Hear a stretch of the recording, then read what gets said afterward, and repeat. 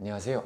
우리 반려동물들의 건강 상식을 좀 더 쉽고 간단하게 알려드리는 우리 동네 수의사 박준석입니다. 오늘은 제가 수의사들이 실제로 많이 겪게 되는 이야기에 대해서 한번 설명을 드리려고 하는데, 특히 이제 반려동물들, 강아지나 고양이, 이런 아이들이 좀 안 좋은 질병을 앓고 있을 때 과연 그 친구들의 마지막을 알고 있을까? 마지막이 언제가 될지를 정확하게 맞출 수 있을까에 대한 이야기를 들려드리려고 합니다.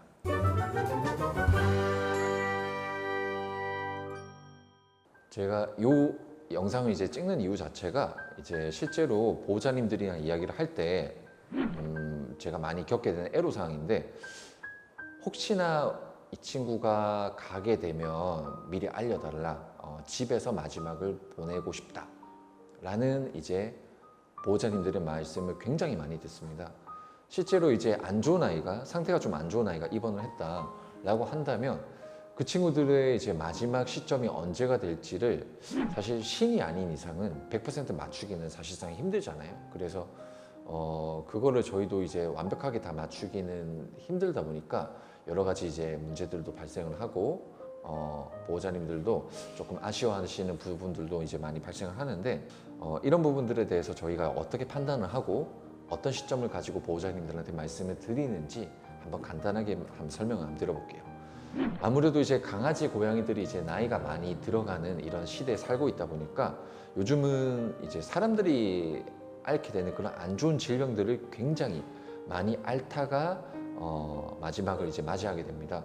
요즘은 이제 강아지들이 평균 수명이 제가 생각할 때는 15은 넘어가는 것 같아요.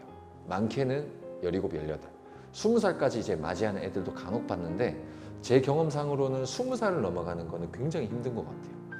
19살까지 굉장히 건강하다가 20살을 넘어가는 그 순간 없던 질병이 막 생기면서 한순간에 막 건강이 무너지는 애들도 굉장히 많이 봤고, 고양이도 마찬가지. 고양이는 강아지보다 조금은 더 빨리 늙는 것 같아요. 실제 강아지, 고양이들이 20살을 넘어가는 거는 쉽진 않은 것 같고, 실제 15은 이제 좀 잘 넘겨서 이렇게 좀 장수를 하게 되는데, 이렇게 이제 장수를 하다 보면 이제 여러 가지 질병들이 생기겠죠.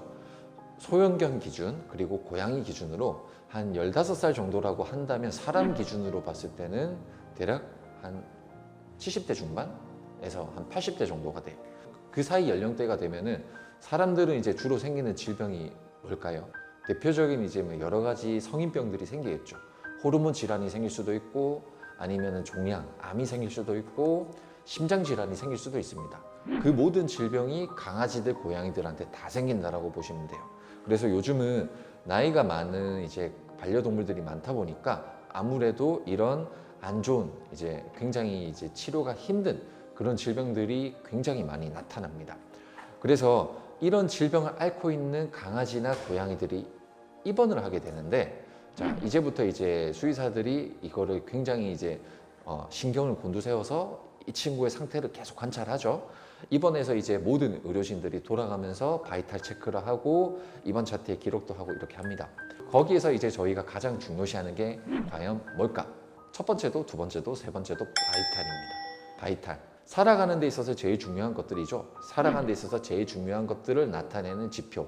체온, 심박수, 호흡수, 여기에 덧붙여서 혈압, 이런 것들을 체크를 합니다. 그래서 입원한 환자들이 여러 가지 질병들이 있을 건데, 뭐 종양이 될 수도 있고, 심장병이 될 수도 있고, 아니면 합병증, 뭐 호르몬 질환 합병증이 될 수도 있고, 이런 것들로 인해서 입원을 해서 케어를 하는데, 점점 바이탈이 안 좋아지는 것 같다.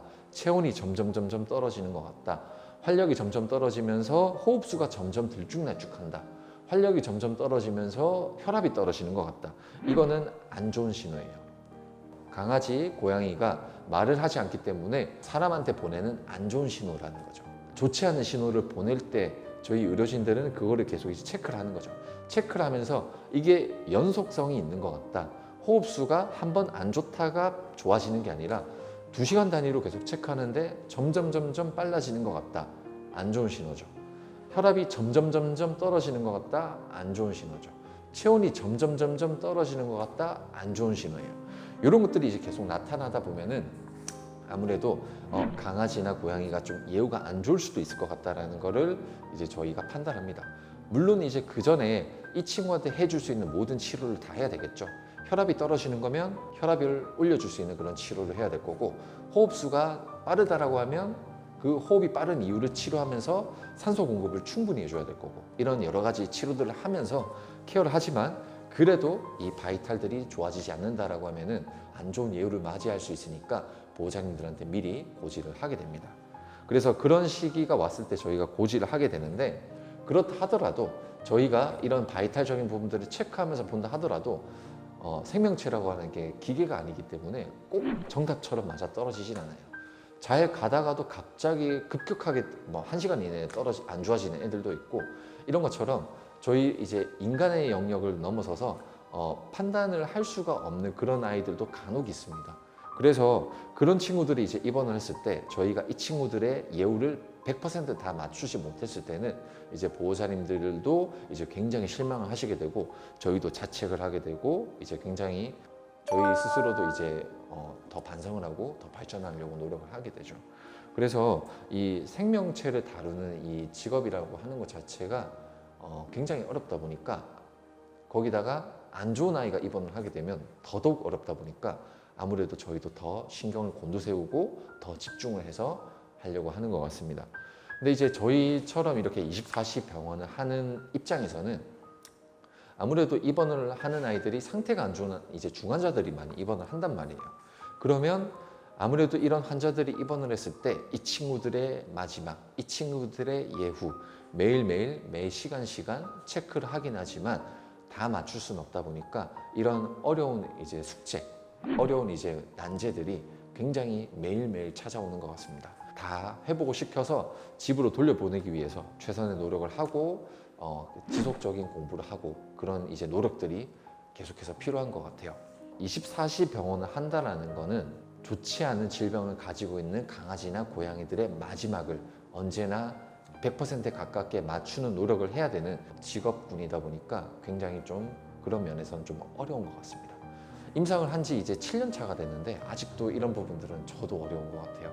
좀 더 이제 수련이 필요할 것 같고, 좀 더 시간이 더 지나면 아무래도 지금보다는 더 예측을 더 정밀하게 할 수 있지 않을까 싶습니다. 그래도 일단은 그 전까지는 계속 이제 관찰하면서 저희도 저희 나름대로 계속 공부를 하고, 그러면서 이제 보호자님들이 실망하지 않도록 계속 이제 이렇게 발전을 해나가야 될 것 같습니다.